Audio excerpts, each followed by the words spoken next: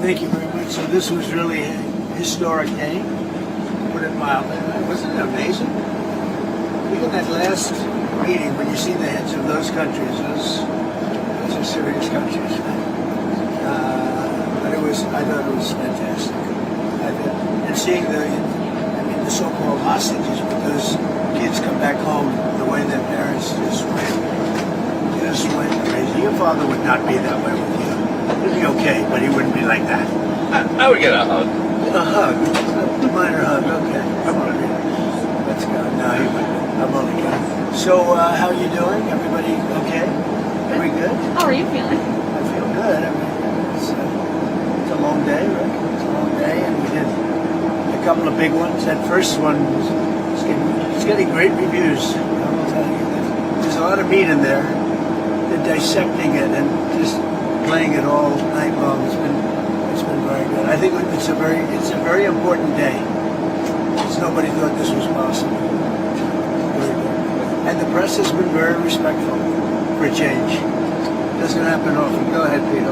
Let's go. What does it tell you about the world that it seems like you got a much better reception in Israel than you would get in like New York City right now? I think I get a great reception in New York City. I'm not saying that you don't, but it was on another level today. Well, yeah, you're right. It was incredible. But I went to the Bronx, and we had 31,000 people in a park in the Bronx in New York City during the campaign. 31,000, you remember that? And it was the friendliest crowd you've ever seen. And very diverse, but it was really something. New York is good. It's good. New York City, bad example, but it was, I don't know if you can Are see. you admitting you made a mistake? I don't believe it. This is breaking news. No, First rule of politics, never admit a mistake. Never admit. But it was, in the motorcade, I don't know if you can see, there were people hanging out of every apartment balcony, inside the Knesset. Okay, so I've heard, like, they said if you did Russia, or if you did, lots of different combinations, they say the Middle East blows it away. And I said, well, by experts. It's just thousands of years, nothing's been done. It's a whole thing with the Arabs, Jewish people, this and everybody. It's just never been done before. And there's a certain mystery to the Middle East. I mean, look, it's only because of ratings. You're only as good as the ratings, right? If they weren't getting ratings, your people at Fox would. And by the way, Trey is excellent. He does a really good job. Really He and his whole team. We did a very quick interview. I was running to the second one where we were pretty late. Something that we heard from some Israelis on the ground, they want to know how the peace holds when you are not the president. So 3 years from now, I can't answer it. I know this, and you are all witness. We go, and I get 25,000, 35,000. If you look at a normal president, we'll get 300 people, and that's not bad. They'll go to a ballroom, they'll get 300 people. We get 35. We had 117,000 people in New Jersey, and so I can't tell you what's going to happen, but I'll be out there fighting for whoever it may be. Did you tell Bibi beforehand that you were going to go off script? No, I actually told him I didn't want to bring up the part, but it was just a perfect spot. It was good timing, when you said, because he was getting a very good hand, and when they stopped, they said, why didn't you give this guy a part? If he didn't get a good hand, they would have done that. But the timing was, what do you think, Katie? Good timing for that, right? I think people thought it was pretty funny, yes. Yeah, it worked out well. It's a little risque, bring it up. Yeah, a pretty sore subject in Israel, but the people were fantastic. Mr. President, you spoke to here we go. Egypt. She can ask more questions this morning. Go ahead. I have some good questions, I promise. You do. You were very nice today. Go ahead. You talked to President El-Sisi, and you spoke about in that room how Egypt has so little crime, and you said it's all about leadership. You talked about... Well, they're very strong on crime. You talked about some of the governors. You wouldn't believe how strong, but they are very strong, but they don't have the kind of crime. They don't have the violent, they may have other kinds of crime, but they're violent crime. You can actually walk down a park and not get mugged or hit over the head with a baseball. Do you want to see some U.S. governors be more like Egypt? No, I want them to be stronger and tougher and not allow us to have record-breaking crime in Chicago and different places. I want them to admit they have crime. So there were 4,000 shootings in Chicago, murders over a fairly short period of time, meaning like a year and a half, I think. 4,000 murders. Many thousands of you're hit by a bullet but don't die. I want him to say we have a problem. Could Trump bring in the troops and solve the problem like I did in D.C., like I'm doing in Memphis? Have you seen the crime's way down in Memphis, and we've only been there 7 days? Way down. The courts have been standing in your way here. They have held been. up. Well, Are the you lower thinking courts about using have. the Insurrection Act? The lower, well, I could use it. If I wanted to, I could use it. Look, that's a very simple answer. I'm allowed to use the Insurrection Act. In fact, that was on Stephanopoulos today, his Sloppodopoulos show. They asked sloppy Chris Christie about the Insurrection Act. He said, well, if you're talking about the Insurrection Act, he's got the absolute right to use that. And he said a couple of things with that. He said 50% of the presidents that served in office have used the Insurrection Act. And the Insurrection Act, according to all of them, said it can't even be challenged. I don't have to go there yet because I'm winning on appeal. You know, you're right. We're losing with radical left judges, generally, radical left judges, and we're winning on appeal. So we'll see what happens. I'll be speaking to Governor J.B. Pritzker tomorrow.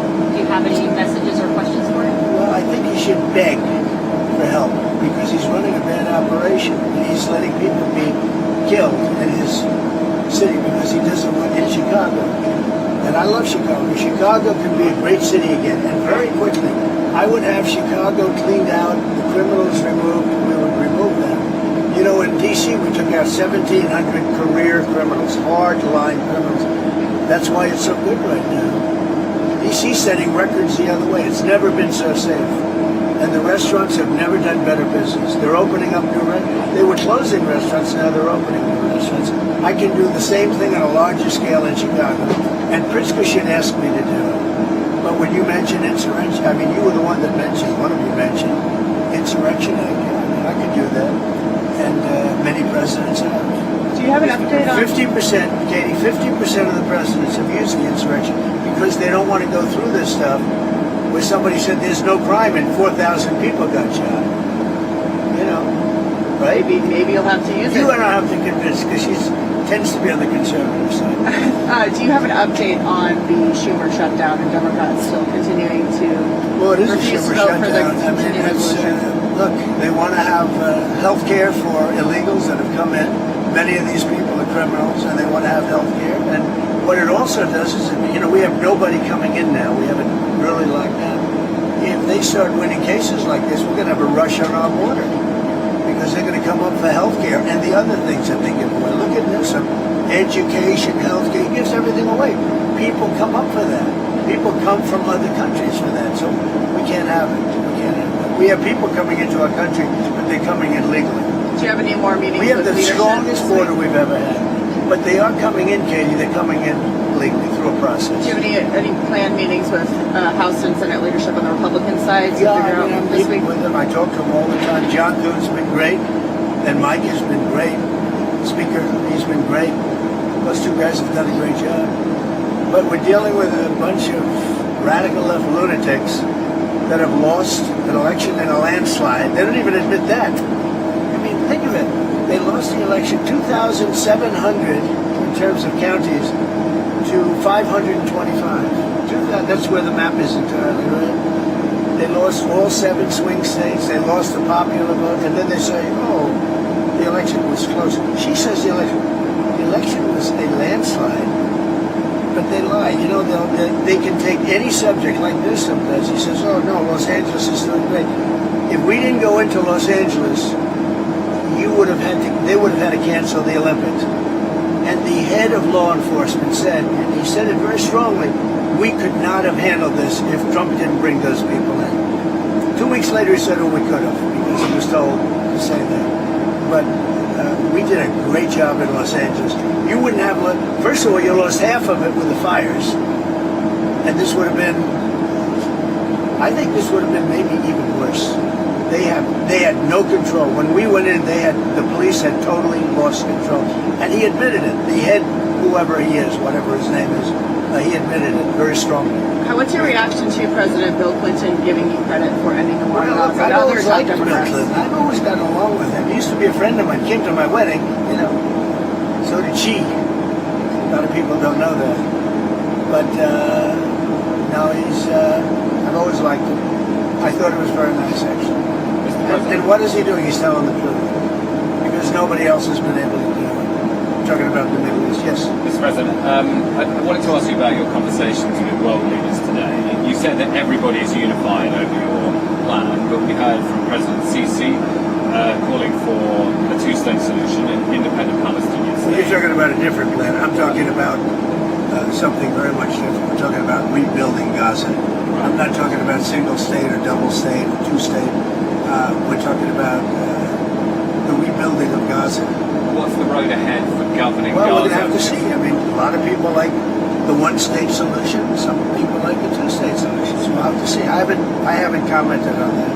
How do you see bridging that gap? Because you have the Arab countries. At some point, I'll decide what I think is right, but I'd be in coordination with other states and other countries.